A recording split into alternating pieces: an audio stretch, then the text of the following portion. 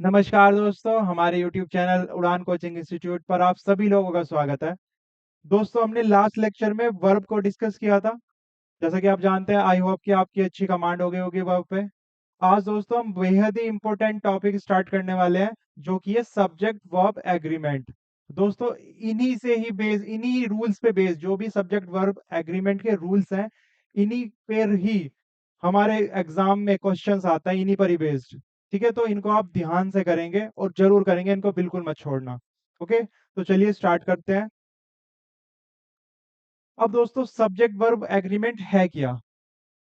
किसी भी सेंटेंस में सब्जेक्ट के नंबर तथा पर्सन के अनुसार, ठीक है, यानी कि सब्जेक्ट है वो सिंगुलर है या प्लूरल है, उसी के ही अनुसार वर्ब का प्रयोग होता है। यानी वर्ब के प्रयोग सब्जेक्ट वर्ब एग्रीमेंट कहलाता है।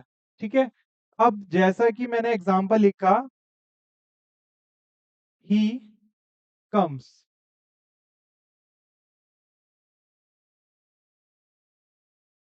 He comes.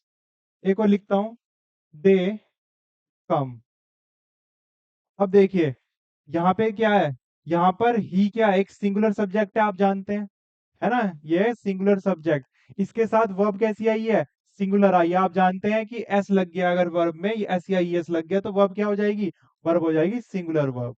ठीक है, अब यहाँ पे ये क्या हो गया, दे कम। दे कम्स नहीं लिख सकते हम, क्यों? क्योंकि कम्स क्या है, एक सिंगुलर वर्ब है, इसी वजह से एस हटा करके वर्ब कैसी बन जाएगी, वर्ब प्लूरल बन जाएगी। और दे जानते हैं आप, दे क्या है, दे एक प्लूरल सब्जेक्ट है ना। तो प्लूरल सब्जेक्ट के साथ कैसी वर्ब आएगी, एक प्लूरल वर्ब आएगी। ठीक है, इतनी बात क्लियर हुई दोस्तों। तो यही चीज कि सिंगुलर सब्जेक्ट के साथ सिंगुलर वर्ब, प्लूरल सब्जेक्ट के साथ प्लूरल वर्ब। ठीक है, तो इसी के ही आधार पर हम कुछ रूल्स बनाते हैं, जिनको हम सब्जेक्ट वर्ब एग्रीमेंट कहते हैं। ओके, नेक्स्ट, वर्ब का सही रूप में प्रयोग करने के लिए यह आवश्यक है कि आप सिंगुलर और प्लूरल वर्ब को पहचानें। अब दोस्तों, मैंने लास्ट लेक्चर में आपको एक टेबल बनवाई थी, अगर आपको नहीं है ध्यान में तो मैं एक और बार बना देता हूँ। जैसे कि कुछ सब्जेक्ट्स हैं, जैसे आया ही, शी, इट, या कोई भी सिंगुलर सब्जेक्ट। ठीक है, कोई भी सिंगुलर सब्जेक्ट हो गया, जैसे राम एक लड़का हो गया, श्याम एक अलग हो गया। ठीक है, तो कोई भी सिंगुलर सब्जेक्ट। फिर दूसरा मैंने बताया था आपको, आए, है ना, ये एक अलग कैटेगरी रखी है, हालांकि सिंगुलर होते हुए भी इसमें काफी चीजें प्लूरल वाली यूज होती हैं। ओके, ये एक्सेप्शन केस हो गया। एंड लास्ट क्या बचा, वी, दे, है ना, और कोई भी प्लूरल सब्जेक्ट। ओके, अब इनके साथ वर्ब्स कौन कौन सी आएंगी, आप जानते हैं, ही, शीट, इट, और सिंगुलर सब्जेक्ट के साथ इज आता है। आई के साथ एम आता है, अगर मैं प्रेजेंट की बात करूं। ठीक है, और वी, दे, इन सब के साथ आर आता है ना, यही हमने पढ़ा था। नेक्स्ट था, अगर हम पास्ट की बातें करें, तो पास्ट में क्या आएगा, पास्ट में ही, शी, इट के साथ आएगा दोस्तों वॉज। ओके, आई के साथ सिर्फ यहाँ पे चेंज है, यहाँ पे आई के साथ क्या आएगा, वॉज आएगा। ओके, देन दे, वी, दे, इन सब के साथ आएगा दोस्तों वर्ब, वर्ब। ओके, नेक्स्ट, अगर हम बात करें फ्यूचर, तो ही, शी, इट के साथ विल। ठीक है, आई के साथ दोस्तों विल भी आ सकता है, शैल भी आ सकता है, according to the new rule. ठीक है, और वी, दे के साथ भी विल भी आ सकता है और शैल भी आ सकता है। ठीक है, according to the new English. Next, अगर बात करें दोस्तों हम वर्ब की, जैसे मान लीजिए डू वर्ब ले ली, तो इसके साथ क्या आ जाएगा, डज, क्योंकि एस ई एस क्या बना देगा, वर्ब को सिंगुलर बना देगा, तो सिंगुलर के साथ आएगा सिंगुलर। ठीक है, उसके बाद अगर आई के साथ आएगा तो ये डू हो जाएगा, यानी प्लूरल फॉर्म आएगी वर्ब की। देन अगेन प्लूरल सब्जेक्ट है, तो अगेन प्लूरल वर्ब आएगी। ओके, और बात करें परफेक्ट की, तो परफेक्ट में क्या आता है दोस्तों, प्रेजेंट परफेक्ट की अगर बात करें, तो उसमें आता है दोस्तों हैज। ठीक है, तो हैज एक सिंगुलर है, जो कि he, she, it singular subjects के साथ आएगा। आई के साथ दोस्तों हैव आएगा। Okay, and then plural subject है, तो इसके साथ भी क्या आएगा, हैव आएगा। ठीक है, तो दोस्तों ये टेबल आप बना के रखिए, या आपको बनानी है आप स्क्रीनशॉट भी ले सकते हैं। ओके, आप स्क्रीनशॉट भी ले सकते हैं। ये टेबल बहुत इंपॉर्टेंट है, जो अब हम आगे रूल्स पढ़ेंगे उनमें बहुत काम आएगी ये। ओके, चलिए दोस्तों, नेक्स्ट, नाउन में एस और ईएस लगाने पे दोस्तों वह प्लूरल बन जाता है, आप बहुत अच्छे तरीके से जानते हैं। और वर्ब में एस और ईएस लगाने से वर्ब सिंगुलर बन जाती है, ये भी आप अच्छे तरीके से जानते हैं, है ना? यही हमने पढ़ा अभी।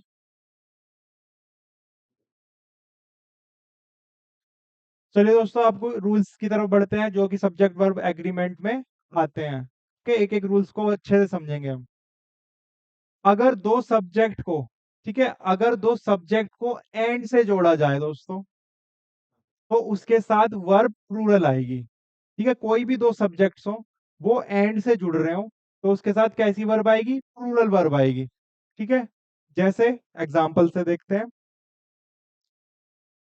जैसे मैंने सेंटेंस लिखा, राम इज कमिंग।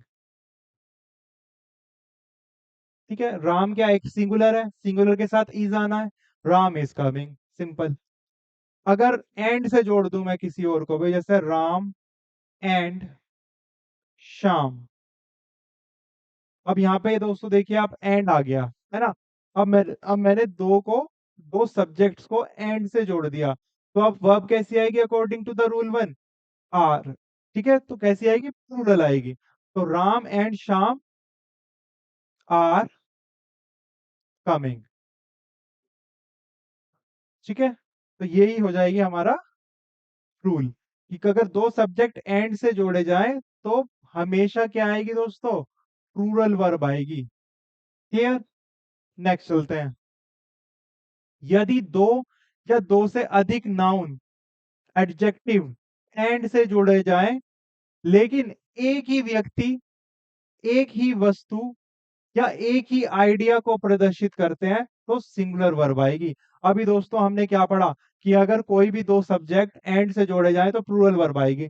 लेकिन अगले उसमें हम क्या बोल रहे हैं, उसकी एक्सेप्शन हो गई है, कि अगर बात एक ही चीज की हो रही हो ना, चाहे वो पर्सन हो, वस्तु हो, या कोई भी आइडिया हो, ठीक है, अगर एक ही वस्तु या आइडिया की बात हो रही हो, तो वो सिंगुलर कंसीडर किया जाएगा, और इसी वजह से जो वर्ब यूज होगी वो भी सिंगुलर होगी। ठीक है, एग्जाम्पल देखते हैं दोस्तों। जैसे मैंने एग्जाम्पल लिखा, जैसे मैंने लिखा,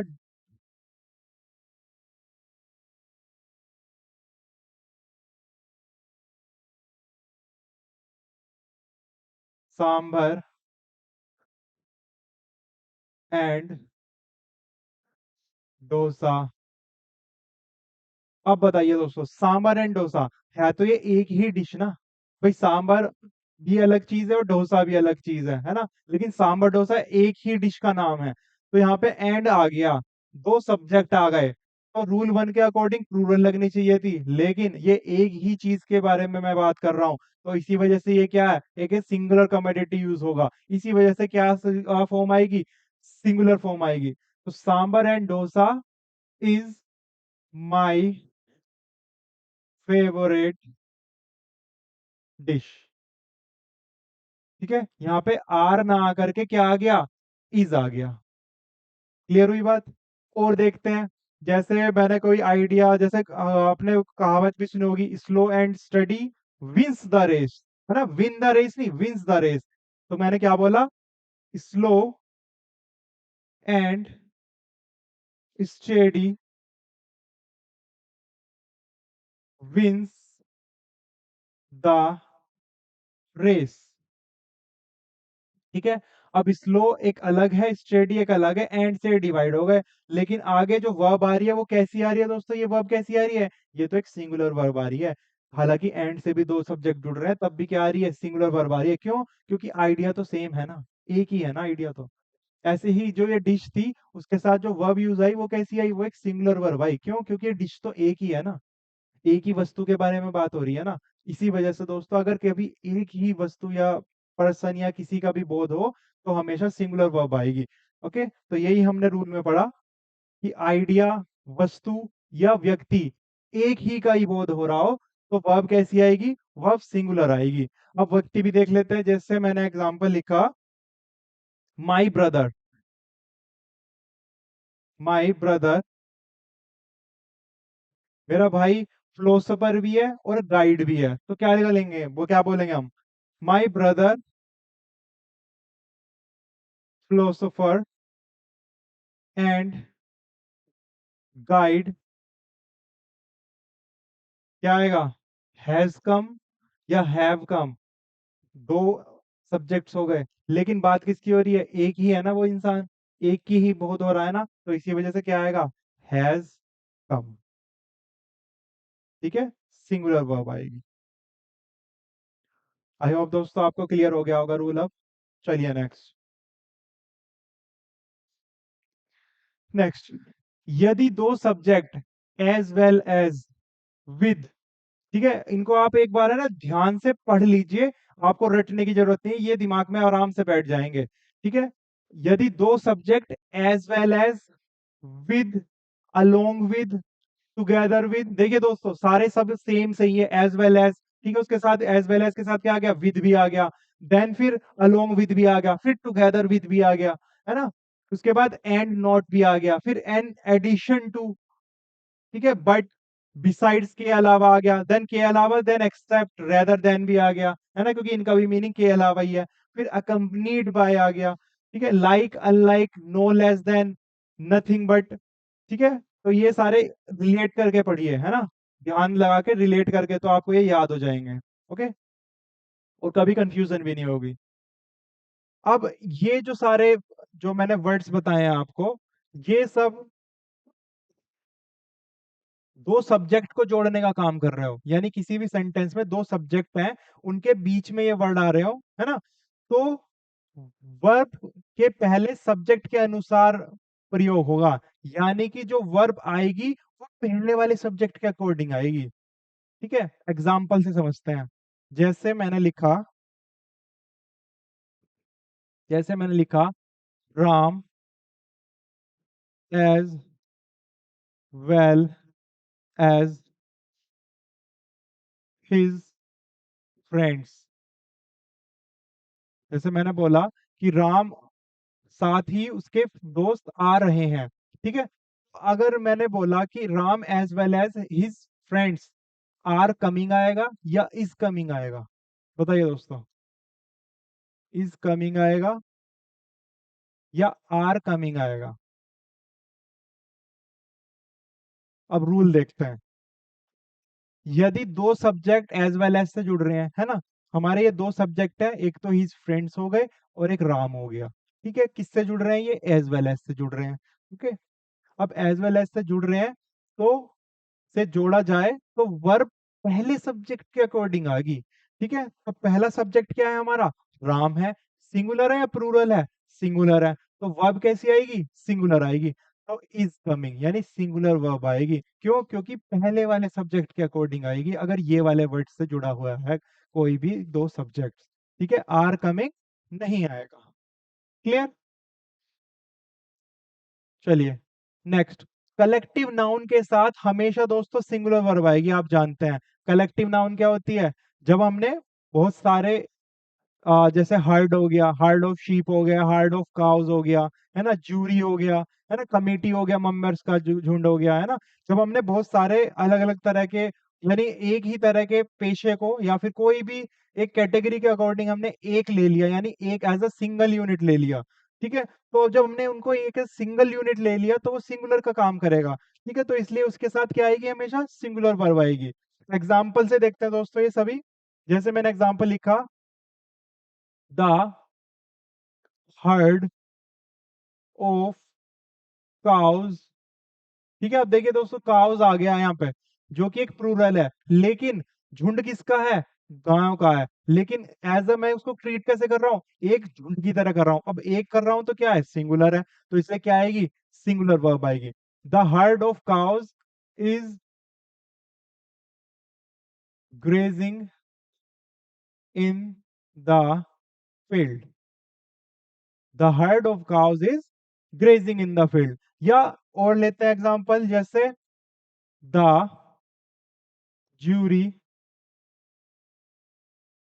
has taken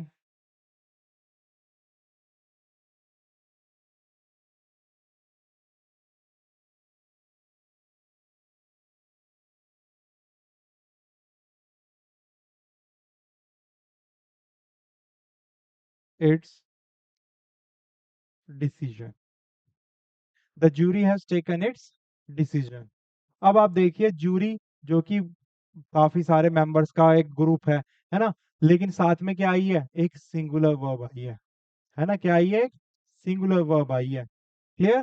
तो जब भी किसी कलेक्टिव नाउन का यूज हो रहा हो, आप जानते हैं अब कलेक्टिव नाउन क्या है ना, समूहवाचक संज्ञा। कलेक्टिव नाउन का यूज हो रहा हो तो उसके साथ हमेशा क्या आएगी, सिंगुलर वर्ब आएगी।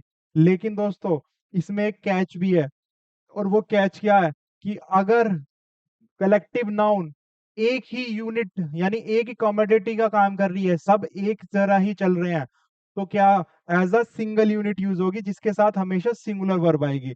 लेकिन अगर मान लीजिए कहीं मतभेद आ गया या हर एक के बारे में अलग अलग बातें होने लग गई, तो वहां पर कलेक्टिव नाउन के साथ प्लूरल वर्ब आएगी। एग्जाम्पल के तौर पे जैसे मैंने लिखा, audience audience have taken there seats.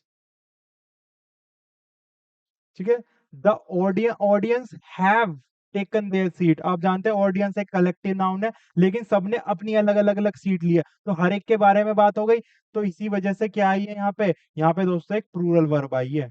Okay, क्या आई है, एक प्लूरल वर्ब। अब जैसे ये एग्जांपल था, the jury has taken it's decision, यानी ज्यूरी ने अपना निर्णय ले लिया, है ना। अब निर्णय ले चुका है, तो यहाँ पे उन्होंने सभी ने लिया है, तो इसे एज अ एक यूनिट हमने कंसीडर किया था, और साथ ही क्या आई थी, एक सिंगुलर वर्ब आई थी। लेकिन मान लीजिए ज्यूरी जो है, कुछ ने अलग ओपिनियन रखा अपना, कुछ ने अलग ओपिनियन रखा, तो उस केस में क्या है, उनमें बट गई, है ना, वोट्स क्या हो गई, बट गई। मान लीजिए 10 पीपल थे, 10 में से 6 एक मत को कंसीडर कर रहे हैं, और 4 बाकी के दूसरे उसके अपोजिशन को कर रहे हैं, है ना। तो उस केस में क्या है, ज्यूरी के जो मेंबर्स हैं वो अलग अलग वोट में बट गए, तो उनके अलग अलग अपोनियन के बेसिस पे बट गए। तो उस केस में हमारा सिंगुलर वर्ब यूज ना हो करके क्या यूज होगा, प्लूरल वर्ब। तो हमारा सेंटेंस क्या बनेगा दोस्तों, जैसे मैंने लिखा, द ज्यूरी आर डिवाइडेड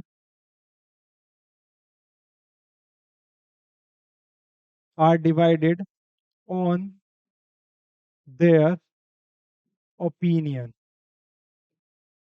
ठीक है, अब ये जो आर आई है, ये क्या है दोस्तों, एक प्लूरल वर्ब है ना। अब ये प्लूरल वर्ब है, क्यों, क्योंकि यहाँ पे क्या आ गया, यहाँ पे मतभेद आ गए, यानी वो डिवाइड हो गई। तो जहां भी मतभेद या हर एक के बारे में अलग अलग बात हो रही होगी ना दोस्तों, तो उसके साथ क्या आएगी, कलेक्टिव नाउन के साथ प्लूरल वर्ब आएगी। ये आप एक्सेप्शन के तौर पे याद रखिएगा। ठीक है, तो जरूरी नहीं है कलेक्टिव नाउन के साथ हमेशा सिंगुलर वर्ब आए, जब तक वो as a single commodity use हो रहा है या हर एक के बारे में बात हो रही है, एक, ठीक है, एज अ एक हम कंसीडर कर रहे हैं उस झुंड को, उस समूह को, तब तक सिंगुलर वर्ब आएगी। और जहां उन हर एक के बारे में अलग अलग बात हुई या मतभेद आया, तो हमेशा क्या आएगी, प्लूरल वर्ब आएगी। क्लियर। चलिए नेक्स्ट चलते हैं। अगर आर्टिकल का प्रयोग सिर्फ फर्स्ट सब्जेक्ट के पहले हो, ठीक है, किसके पहले, सिर्फ एक सब्जेक्ट के पहले हो, यानी इसका मतलब क्या है, एक ही व्यक्ति के बारे में बात हो रही है। ओके, अगर हर एक सब्जेक्ट के, यानी मान लीजिए 3 4 सब्जेक्ट है, हर एक सब्जेक्ट के आगे आर्टिकल यूज हो रहा है, तो यानी सबके बारे में अलग अलग बात हो रही है, तो उस केस में प्लूरल वर्ब आएगी। अगर एक आर्टिकल है उसके बाद सब्जेक्ट्स हैं, ठीक है, तब सिंगुलर।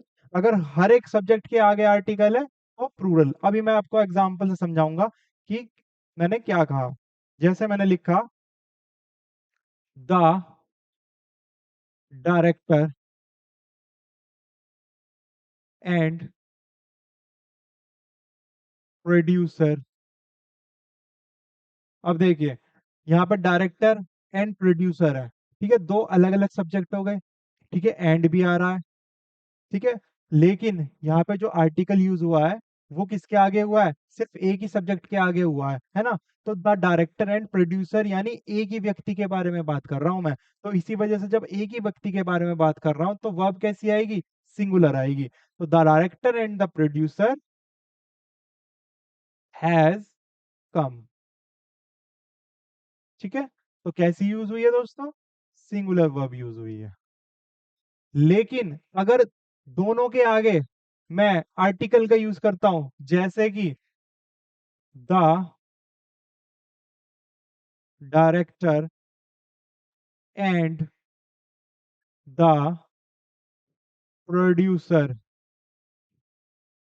अब देखिए, दोनों सब्जेक्ट हैं, दोनों के आगे ही मैंने आर्टिकल का यूज किया है, यानी द डायरेक्टर एक अलग पर्सन है, द प्रोड्यूसर एंड एक अलग पर्सन है। तो रूल नंबर 1 लगेगा यहाँ पे कि जब दो सब्जेक्ट एंड से डिवाइडेड है, अलग अलग हैं, तो उसके साथ क्या यूज होगी? एक प्लूरल वर्ब यूज होगी। तो the director and the producer have come, है ना? आप जानते हैं हैव क्या है? हैव एक प्लूरल वर्ब है। तो कैसी वर्ब आई है? Plural verb. क्यों आई है? क्योंकि आर्टिकल दोनों सब्जेक्ट के पहले आया था। क्लियर हुई दोस्तों बात? ओके, तो अगर सिर्फ फर्स्ट सब्जेक्ट के पहले आता है तो सिंगुलर वर्ब का प्रयोग होगा, और आर्टिकल का प्रयोग सभी सब्जेक्ट के पहले होगा तो प्लूरल वर्ब का प्रयोग होगा। क्लियर दोस्तों इतनी बात? चलिए नेक्स्ट। नीदर ऑफ का अर्थ है दोस्तों दो में से एक भी नहीं। ठीक है, नीदर ऑफ सिर्फ दो, और बाकी सब यानी दो से ज्यादा के लिए कितने भी हो उसके लिए हम नन ऑफ का प्रयोग करते हैं। ठीक है, तो नीदर ऑफ का है दो में से एक भी नहीं, और दो से अधिक के केस में हम नन ऑफ का प्रयोग करते हैं। ओके, अभी मैं एग्जांपल लेकर के आपको समझाता हूँ कि मैंने क्या बोला। जैसे मान लीजिए मैंने एग्जांपल लिखा, neither of his two sons looked after him. ठीक है, उसके दोनों बेटों में से, है ना, कोई भी उसकी देखभाल नहीं करता। तो दो आ रहे हैं, करेक्ट है। ठीक है, बिल्कुल सही है। क्यों? क्योंकि नीदर ऑफ का प्रयोग सिर्फ दो के लिए होता है ना? नीदर ऑफ का प्रयोग सिर्फ दो के लिए होता है। अब एक और सेंटेंस लिखता हूं, neither of his four sons looked after him. ठीक है, neither of his four sons looked after him, क्या ये सही है? बिल्कुल भी नहीं। क्यों? क्योंकि नीदर ऑफ का मतलब ही क्या है? दो, और यहाँ पे मैंने क्या लिख दिया? चार, तो इसलिए ये यहाँ पे नहीं आएगा, या नीदर ऑफ नहीं आएगा। अगर मुझे फोर सन्स ही लिखना है कि चारों बेटों में से उसकी कोई देखभाल नहीं करता, तो हम क्या यूज करेंगे दो से ज्यादा के लिए? None of. तो इसी वजह से करेक्ट सेंटेंस क्या होगा दोस्तों? None of his four sons looked after him। ठीक है, none of his four sons looked after him। ठीक है, तो अब यहाँ पे ये फोर सही आया है। क्यों? क्योंकि हमने none of का प्रयोग किया है। तो neither of टू और none of more than two. Clear? यही हमने रूल में पढ़ा था कि नीदर ऑफ का अर्थ है दो में से एक भी नहीं, और दो में से एक से अधिक के लिए हम नन ऑफ का प्रयोग करेंगे। क्लियर हुई बात? चलिए next. Neither nor and either और। ठीक है, नीदर नॉर एंड ईदर और, नॉट ओनली बट आल्सो। ठीक है, not only but also, nor और या नन बट। अगर कोई भी दो सब्जेक्ट, ठीक है, नीदर के बाद भी सब्जेक्ट आएगा, नॉर के बाद भी आएगा, इन सब चीजों से जोड़े जाएं, तो उस केस में वर्ब नजदीक वाले सब्जेक्ट के अनुसार आएगी। जैसे हमने एग्जाम्पल पढ़ा था एज वेल एज वाले, है ना, वो सब के साथ पहले वाले सब्जेक्ट के साथ अकॉर्डिंग आती है। ठीक है, लेकिन अगर इन चीजों से जोड़ा जाए कोई भी दो सब्जेक्ट को, तो उसमें पास वाले यानी बाद वाले सब्जेक्ट के अकॉर्डिंग आएगी वर्ब। ओके, एग्जाम्पल देखते हैं दोस्तों। जैसे मैंने लिखा, इधर राम और Shyam.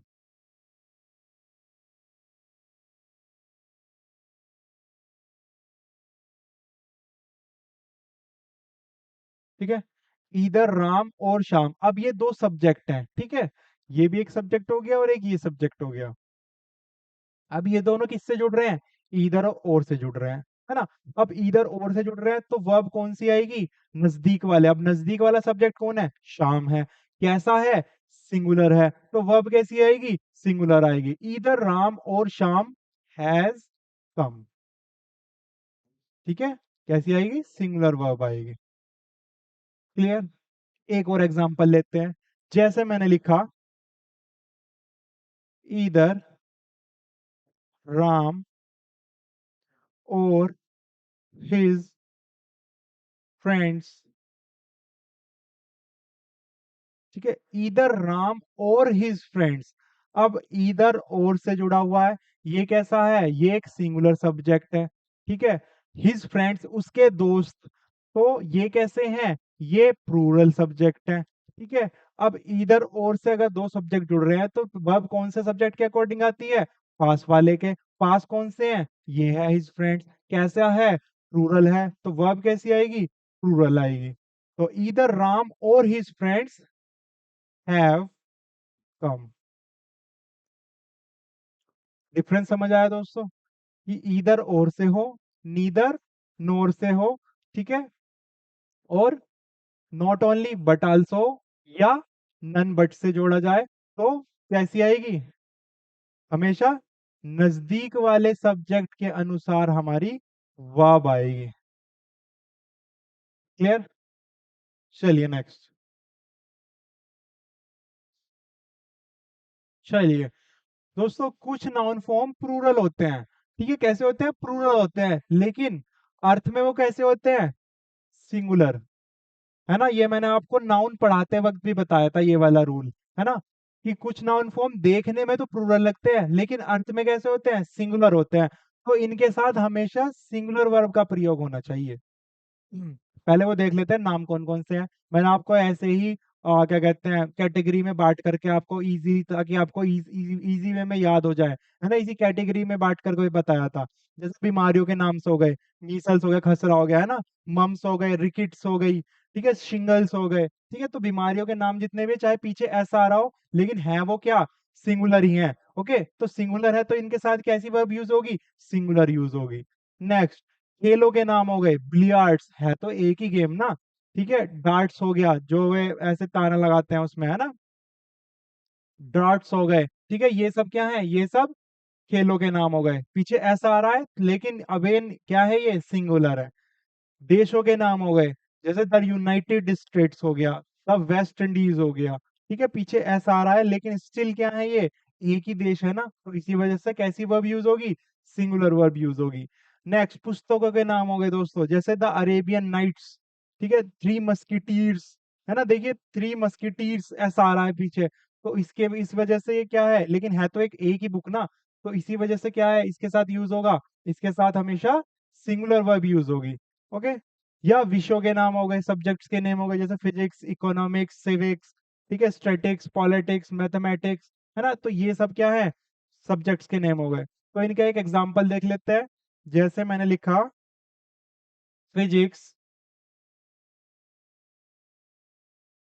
Physics is an interesting subject. ठीक है। Physics is an interesting subject, तो ये इज यूज हुआ है।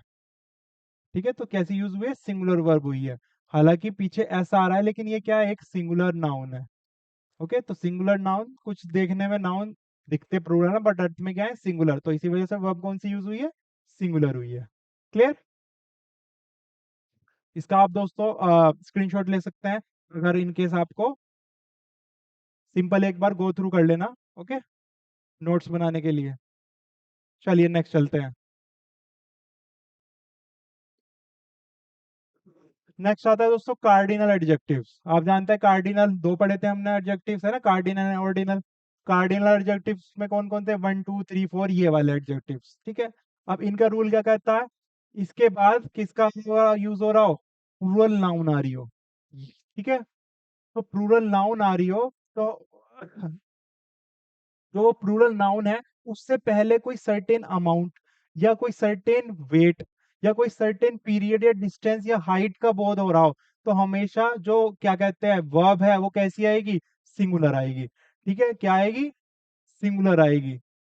अगर अगेन वही जो कलेक्टिव नाउन वाला रूल था ना दोस्तों, वही यहाँ पे अप्लाई होता है। कलेक्टिव में क्या था, अगर एक यूनिट ले रहे हैं तो सिंगुलर आएगी, और अगर अलग अलग मतभेद आ गया या डिफरेंट डिफरेंट हम हर एक के बारे में बात कर रहे हैं या कुछ बंटवारा कर रहे हैं, तो प्लूरल नाउन आएगी, प्लूरल वर्ब आएगी, सॉरी। ठीक है, तो क्या कहते हैं, अगर कार्डिनल एडजेक्टिव के बाद प्लूरल नाउन अलग अलग यूनिट का बहुत करा रही हो, तो उस केस में क्या आएगा, उस केस में प्लूरल वर्ब का प्रयोग होगा। ठीक है, एग्जाम्पल देखते हैं कि क्या मैंने बोला। जैसे मैंने लिखा 100 रुपीज। ठीक है, 100 आ गया, उसके आगे क्या आ रही है, एक प्लूरल नाउन आ रही है ना, रुपीज, रुपी नहीं रुपीज, ऐसा आ गया तो प्लूरल नाउन हो गई। कार्डिनल एडजेक्टिव के बाद प्लूरल नाउन, उसके बाद क्या आएगी, सिंगुलर वर्ब। ठीक है, तो 100 rupees is in my pocket. 100 rupees is in my pocket, ये क्या है, एक कार्डिनल एडजेक्टिव है।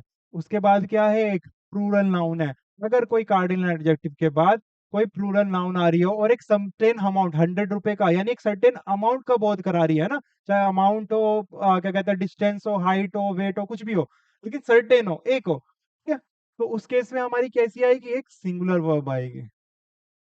ओके, नेक्स्ट हमने क्या पढ़ा रूल, कि अगर कार्डिनल एडजेक्टिव के बाद प्लूरल नाउन से अलग अलग यूनिट का बोध हो रहा हो, है ना, तो उस केस में क्या होगी, उस केस में दोस्तों वह प्लूरल माना जाएगा, और साथ ही कैसी वर्ब आएगी, प्लूरल वर्ब आएगी। एग्जाम्पल देखते हैं। जैसे मैंने लिखा 100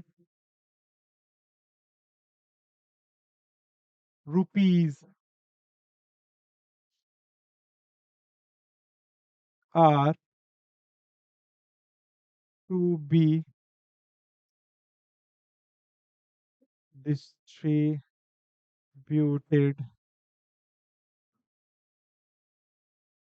among the students।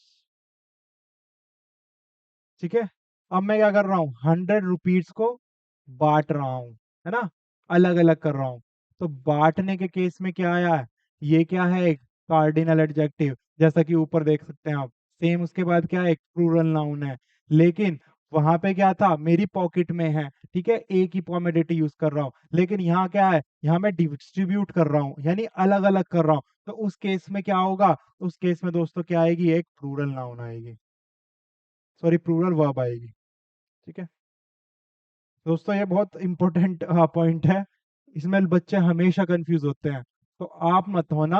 Cardinal adjective plus plural noun, उसके बाद सिंगुलर वर्ब भी आ सकती है, प्लूरल वर्ब भी आ सकती है। अगर एक ही का बोध हो रहा हो तो सिंगुलर वर्ब आएगी, अगर उसमें हर एक यूनिट के बारे में अलग अलग बांट रहा हूँ या अलग अलग बोल रहा हूँ, तो उस केस में प्लूरल वर्ब आएगी। क्लियर हुई दोस्तों बात, तो इसी वजह से इस केस में क्या आई है, इस केस में एक प्लूरल वर्ब आई है। क्लियर, चलिए नेक्स्ट। नेक्स्ट आते हैं दोस्तों, each, every, everyone, someone, somebody, nobody, none, one, many are, more than one। ठीक है, अगर ये सब आए तो singular verb, singular noun, singular adjective, singular verb का, प्रोनाउन का प्रयोग होगा। ठीक है, अगर स्टार्टिंग में ये आ रहे हैं वर्ड्स तो। ओके, जैसे मैंने एग्जांपल लिया, जैसे each, each student.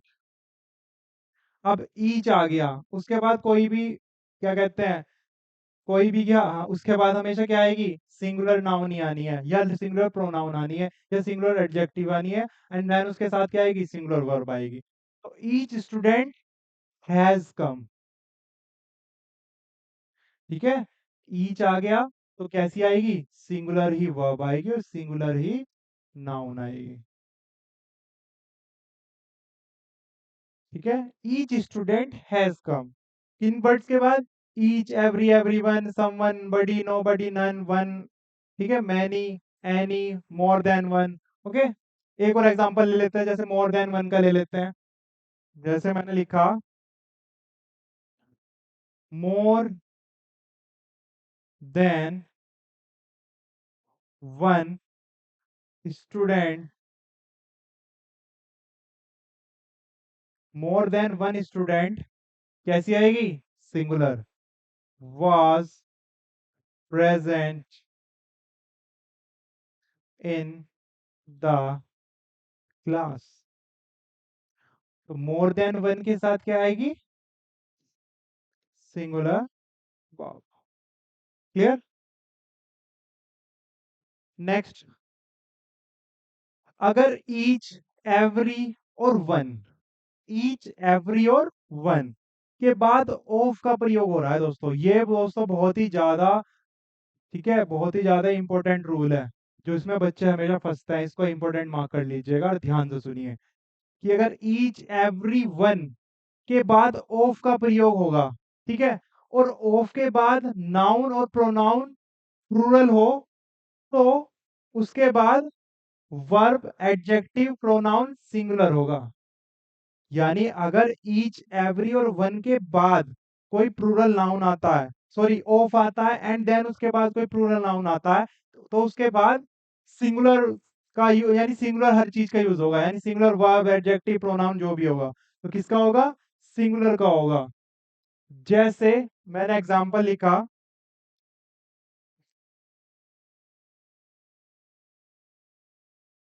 Each of आना था, है ना, each of the boys, each of the boys, ठीक है, क्या आ रहा है? ईच आ रहा है, ऑफ आ रहा है, उसके बाद क्या आ रहा है? प्लूरल नाउन आ रहा है, ईच ऑफ द बॉयज। उसके बाद क्या आएगा? उसके बाद आएगा singular verb, each of the boys has done. उसके बाद सिंगुलर ही आएगी, each of the boys has done his work. अब देखिए आप दोस्तों, ईच, एवरी, वन, हमने ईच ले लिया इसमें से, उसके बाद क्या आ रहा है? ऑफ आ रहा है।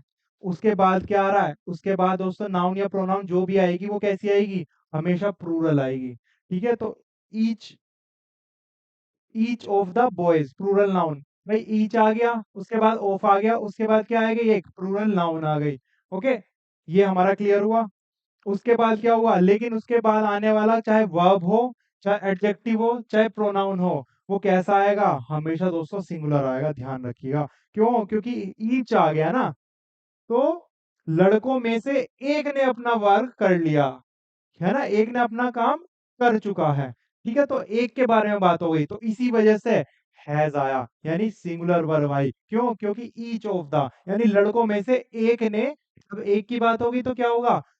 सिंगुलर आएगा, है ना, एक यानी सिंगुलर, तो सिंगुलर वर्ब आएगी, हैज डन हिज वर्क। ठीक है, सिंगुलर प्रोनाउन आ गई है ना। तो सिंगुलर वर्ब यानी इसके बाद जो भी चीज आएगी वो एडजेक्टिव हो, वर्ब हो, चाहे प्रोनाउन हो, तो क्या आएगी? सिंगुलर आएगी। तो each of the boys has done his work. Clear? चलिए नेक्स्ट दोस्तों, प्लूरल नाउन या प्लूरल प्रोनाउन के बाद ईच आए। अब देखिए, अभी हमने देखा कि ईच, एवरी, ये सब फर्स्ट में आ रहे थे, तो उसके बाद क्या? उसके बाद ऑफ आ रहा है, उसके बाद प्लूरल नाउन आ रही है, उसके बाद सब सिंगुलर आएगा, है ना। लेकिन अब हमने क्या लिख दिया? अगर प्लूरल नाउन हो या प्रोनाउन हो, उसके बाद ईच आ रहा है, ठीक है, तो अगर उसके बाद ईच आ रहा है, तो यानी प्लूरल के हर एक के बारे में बात हो रही है, तो अगेन क्या आएगी? प्लूरल वर्ब आएगी। ठीक है, तो प्लूरल नाउन, प्लूरल प्रोनाउन के बाद ईच का प्रयोग हो, तो इसे के बाद क्या आएगी? प्लूरल वर्ब का प्रयोग होगा। एग्जाम्पल देखते हैं इसका भी। जैसे मैंने लिखा वी ईच, ठीक है, ये क्या है? एक प्लूरल प्रोनाउन है। उसके बाद क्या आ गया? ईच आ गया। वी ईच हैव, ठीक है, क्या आएगी? एक प्लूरल वर्ब आएगी। We each have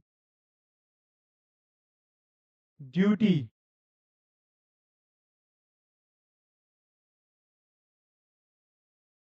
we each have duty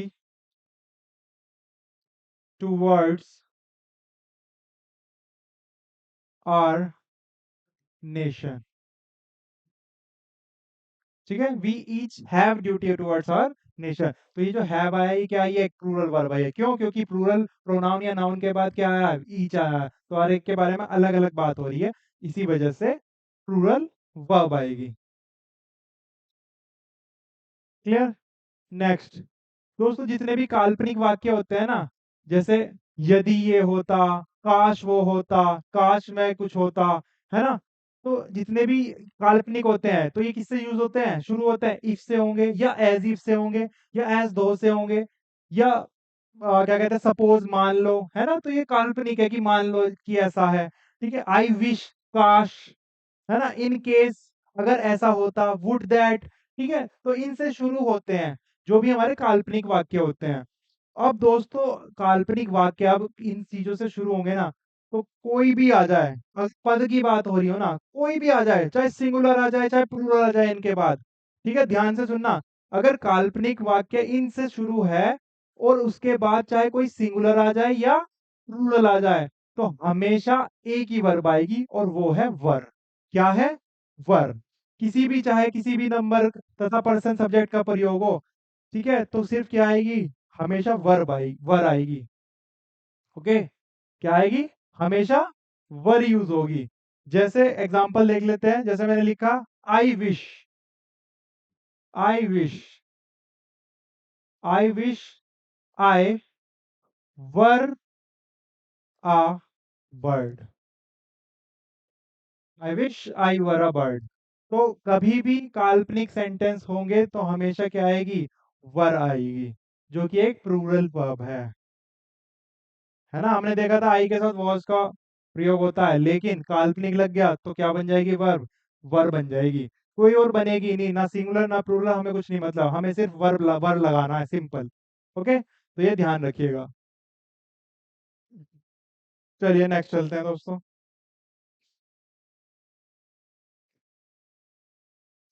a number of, a large number of, a great number of. ठीक है, अगर इनसे स्टार्ट हो रहा है हमारा सब्जेक्ट, कोई भी सेंटेंस, ठीक है, और उसके बाद क्या है, प्लूरल काउंटेबल नाउन आ रही है। ठीक है, क्या आ रही है, प्लूरल काउंटेबल नाउन आ रही है, तो उसके साथ हमेशा क्या यूज होगा दोस्तों, प्लूरल वर्ब का यूज होगा। ठीक है, प्लूरल वर्ब का प्रयोग होगा। जैसे कि मैंने एग्जांपल लिखा, a number of students, a number of students are present। ठीक है, अभी हमने रूल में भी क्या पढ़ा, a large number of, a number of, a great number of के बाद प्लूरल काउंटेबल नाउन आ रही है ना। अब ये आप देख सकते हैं, a number of, a number of के बाद क्या है, स्टूडेंट्स, है ना, तो क्या है, प्लूरल है, स्टूडेंट्स है। ठीक है, काउंटेबल भी है, स्टूडेंट को आप काउंट कर सकते हैं। ठीक है, और नाउन तो है ही, आप जानते हैं, है ना, प्लूरल काउंटेबल नाउन आ रही है, तो उसके बाद क्या आएगी, उसके साथ प्लूरल वर्ब का प्रयोग होगा, है ना। तो उसके बाद क्या है, ये एक प्लूरल वर्ब आई है। ओके, क्लियर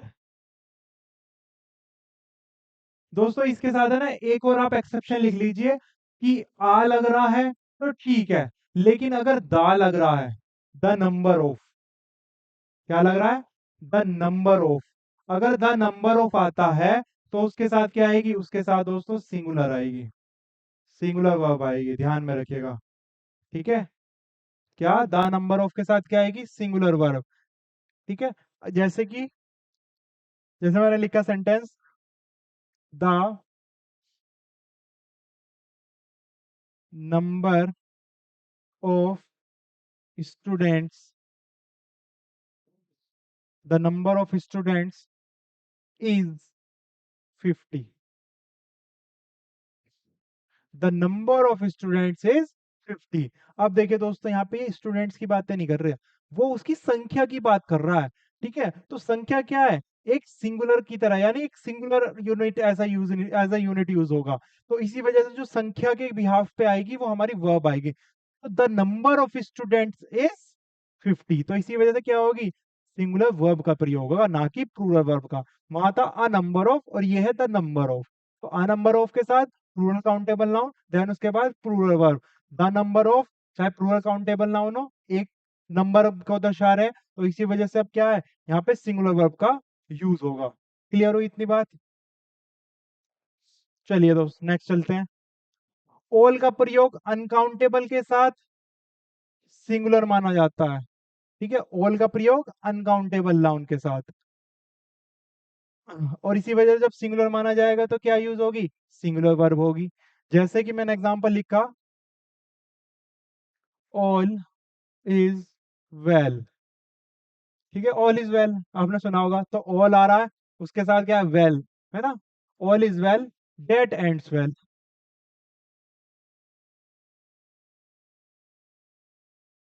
ठीक है, तो ये क्या है, एक अनकाउंटेबल नाउन है, तो कैसी वर्ब होगी, ऑल के साथ यूज, ऑल के साथ कैसी वर्ब होगी, एक सिंगुलर वर्ब होगी, है ना। डेट एंड्स ये भी एक सिंगुलर वर्ब होगी। ठीक है, वेल, है ना। तो कैसी आई है, all is well that ends well. तो यानी कि क्या है, अनकाउंटेबल नाउन के साथ क्या आएगी, ऑल, ऑल आया है और अनकाउंटेबल नाउन है, तो क्या आएगा, सिंगुलर वर्ब यूज होगी।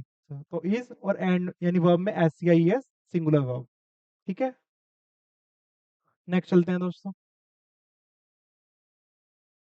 या इसमें दोस्तों आप है ना एक और क्या कहते हैं, आप एक एक्सेप्शन और लिख लीजिए कि अगर अगेन ऑल के बाद सब डिवाइडेड हो रहे हो, है ना, सबके बारे में अलग अलग बात हो रही हो, या पर्सन्स आ गए, तो उस केस में दोस्तों ऑल के साथ कैसी वर्ब यूज होगी, एक प्लूरल वर्ब यूज होगी।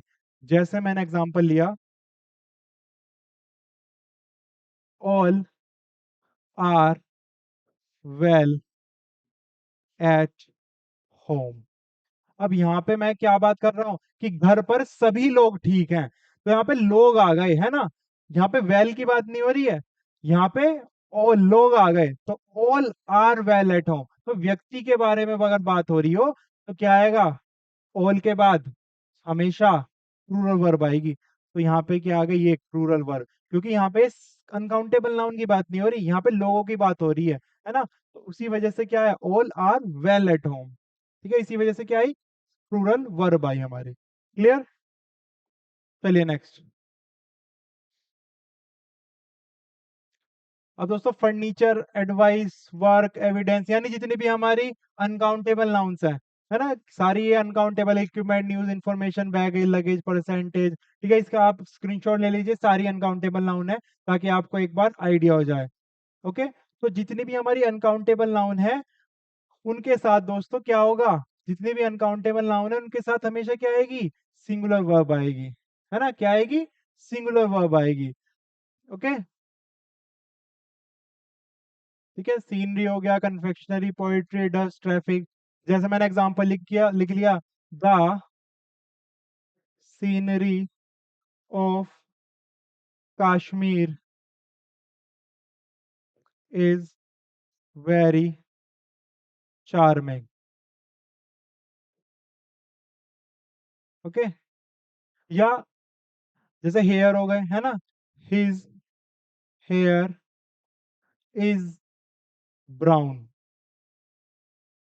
ठीक है, तो ये सीनरी है, इसके साथ क्या आई है, एक सिंगुलर वर्ब आई है।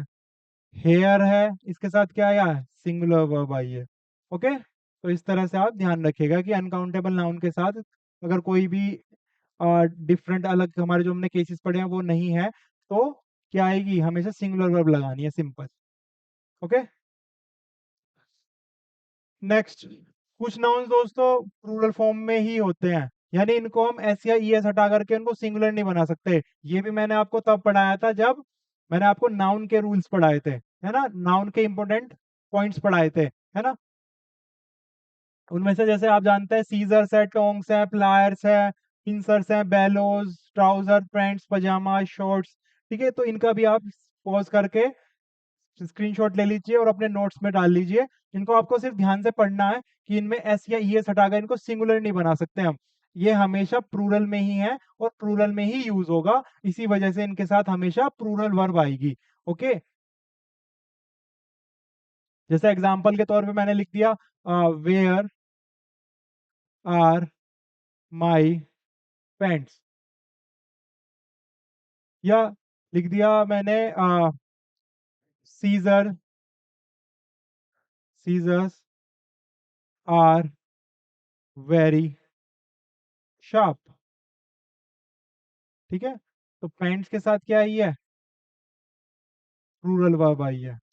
सीजर्स के साथ क्या आई है, प्लूरल वर्ब आई है। Okay, clear. चलिए नेक्स्ट।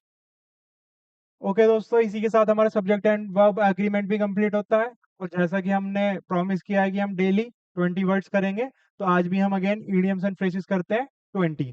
ओके, तो सबसे पहला है cut one's coat according to one's cloth, यानी उसका कोट उतना ही काटो जितना कि उसका कपड़ा हो, है ना, उसी के अकॉर्डिंग।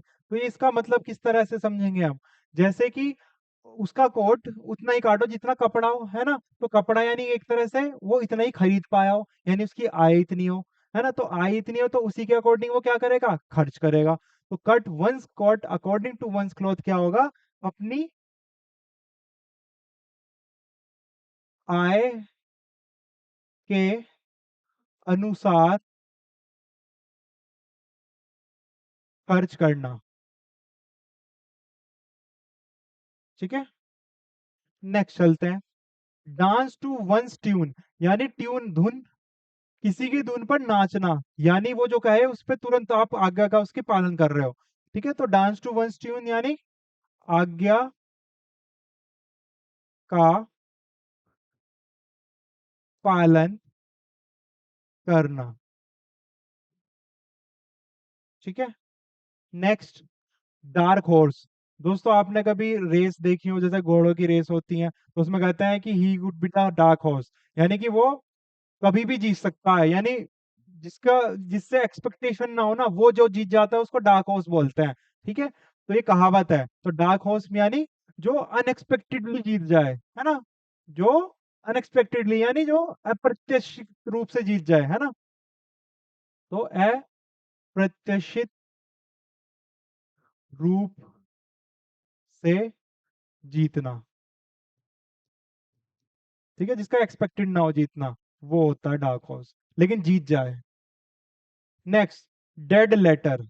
दोस्तों लेटर जो आता है ज्यादातर उस पे कानून वानून ही आते हैं, है ना, अगर फॉर्मल टर्म्स में बोला गया अगर बात करें, तो डेड लेटर यानी लेटर था, कानून था जो मर गया, तो जो कानून लागू था लेकिन अब हट गया है ना, जैसे 370 हट गई, तो वो अब डेड लेटर हो गया। ओके, तो डेड लेटर यानी कानून जो कभी लागू था। ठीक है, था, अब नहीं है। जो कानून जो कभी लागू था लेकिन क्या हो चुका है, अब मर चुका है, डेड हो गया, लेकिन अब नहीं है।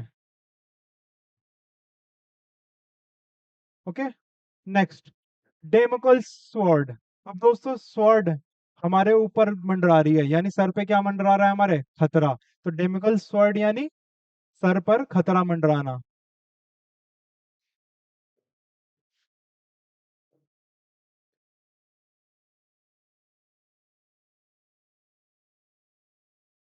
Next, die are dogs that, है ना, यानी कुछ डॉग कुत्ता डेथ मरना, डाई अगेन मरना, है ना, तो यानी मौत, डेथ हो गई मौत और डाई हो गया मरना, है ना, तो डाई आर डॉग्स दैट यानी कुत्ते की मौत मरना। तो इसको हम कैसे कहेंगे, कह सकते हैं थोड़ा अच्छे लैंग्वेज में, यानी थोड़ी सिंपल टर्म्स में, कि बहुत ही शेमफुल, बहुत ही बेकार डेथ हुई है, बहुत शेमफुल डेथ मरना, है ना, तो क्या हो जाएगा, डाई या डॉग्स डेथ यानी लज्जाजनक, लज्जाजनक मौत मरना। ओके, नेक्स्ट, डाई इन हार्नेस, कि वो हार्न यानी वर्क कर रहा था और मर गया, तो अपनी कार्य अवधि के दौरान मरना। ठीक है, तो कार्य अवधि के दौरान मृत्यु। ओके, चलिए नेक्स्ट चलते हैं। चलिए नेक्स्ट है दोस्तों डॉग इन द मैंगर। अब आप ध्यान, आपने कभी देखा होगा, जैसे मान लीजिए दो डॉग्स हैं, ठीक है, एक तगड़ा है, एक थोड़ा कमजोर है। आपने दोनों को अलग अलग खाने को दिया, तो जो तगड़ा वाले डॉग होगा वो पहले अपना तो खाएगा नहीं, उसका छीन के उसका खाएगा और फिर अपना खाएगा, है ना? ऐसे ही देखा होगा आपने। तो डॉग इन द मैंगर का मतलब है कि जो दूसरों को क्या सुख को भोगने ना दे, है ना? तो डॉग इन द मैंगर यानी जो दूसरों को सुख भोगने न दे। Okay, next donkeys years. अब दोस्तों डंकी है, गधा, है ना? उसको आपने कोई क्वेश्चन दिया, हालांकि डंकी तो गधा यानी क्या होता है, मूर्ख व्यक्ति को क्या बोलते थे ना कभी कभी, कि ये तो गधा है, ये तो बेवकूफ है ना, किसको कुछ नहीं पता। अगर आपने उससे क्वेश्चन पूछ लिया तो वो ईयर्स लगा देगा, उसको आंसर नहीं मिलेगा, है ना? तो डंकीज ईयर्स का मतलब हो जाएगा काफी समय बाद, है ना? क्या हो जाएगा? काफी समय बाद। नेक्स्ट ड्रॉ अ लाइन, यानी एक लाइन ड्रॉ कर दी कि आप इसके इधर नहीं आ सकते, तो आपका क्या कर दिया मैंने, एक लिमिट तो ये तय कर दी ना, एक मर्यादा तय कर दी ना। तो सेम वही है कि ड्रॉ अ लाइन यानी मर्यादा तय करना।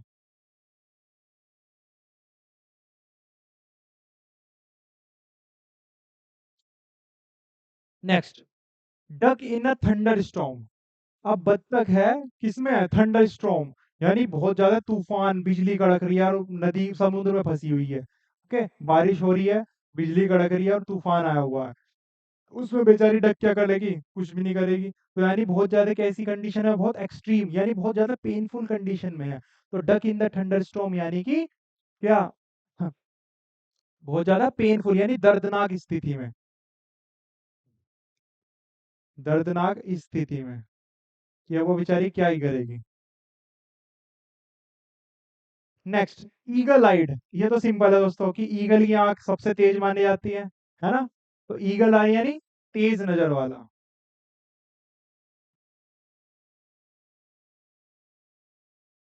Next eat a humble pie. Eat a humble pie आपने सुना भी होगा, यानी कि बहुत ज्यादा क्या, शर्मिंदगी झेलना, है ना? ईट हम्बल पाई यानी शर्मिंदगी झेलना।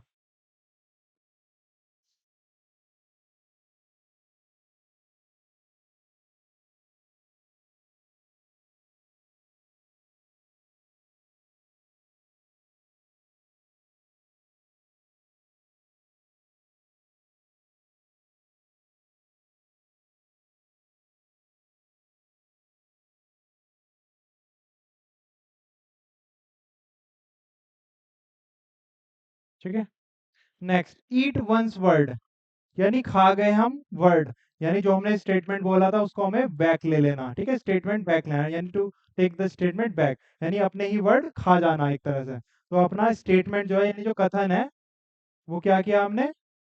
वापस ले लिया। तो वापस लेना, अपना। ओके, अपना जरूर ध्यान रखना।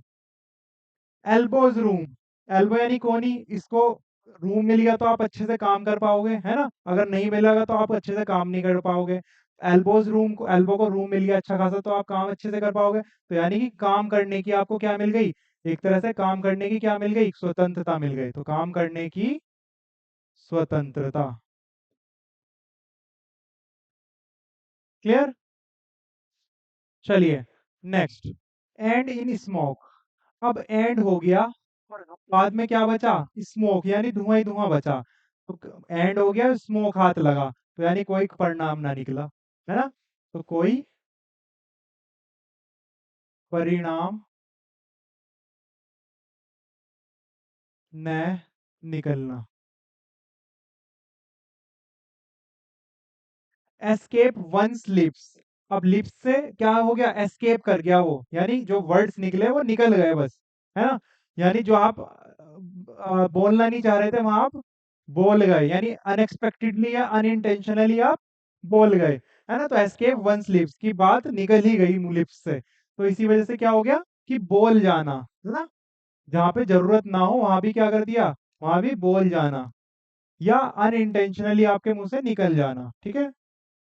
Next, Fabian policy. अब पॉलिसी तो नीति होती है, फैबियन जो होती है दोस्तों यानी कि बहुत ज्यादा सावधानी पूर्वक बनाई गई, यानी वो ऐसी नीति जो बहुत सावधानी पूर्वक बनाई गई हो, लेकिन जब काम करेगी वो नीति वो बहुत धीरे धीरे काम करेगी, ओके। तो फैबियन पॉलिसी क्या हो जाएगी, सावधानी पूर्वक, सावधानी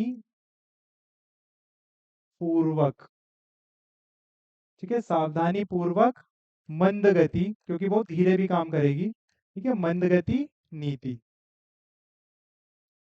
clear. Next, fair and square, यानी फेयर है, सुंदर है, यानी ठीक है, फेयर यानी ठीक ठाक, और स्क्वायर है। स्क्वायर कैसा होता है दोस्तों, आपने पता होगा स्क्वायर क्या होता है, ऐसे ही होता है कि जिसकी चारों साइड्स क्या हो, इक्वल हो। तो इक्वल हो तो कैसा है, बिल्कुल जो ये डिसीजन लेगा वो कैसा लेगा, ऑनेस्ट वे में लेगा, ईमानदार पूर्वक लेगा, यानी निष्पक्ष लेगा। तो फेयर एंड स्क्वायर मतलब निष्पक्ष,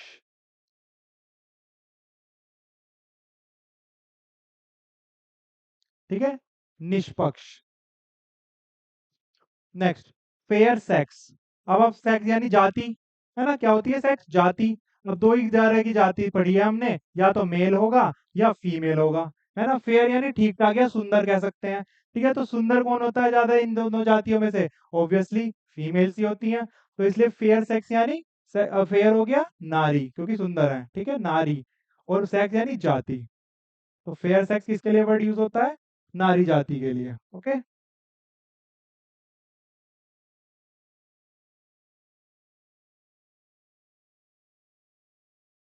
क्लियर। चलिए दोस्तों, इसी के साथ हमारे 20 वोकैब्स डन। अगर आपको दोस्तों आज की वीडियो अच्छी लगे तो प्लीज़ लाइक कीजिए और अपने दोस्तों के साथ शेयर कीजिए। अगर आपने हमारे चैनल को सब्सक्राइब नहीं किया है तो प्लीज़ सब्सक्राइब जरूर कर दीजिए। Till that, thank you.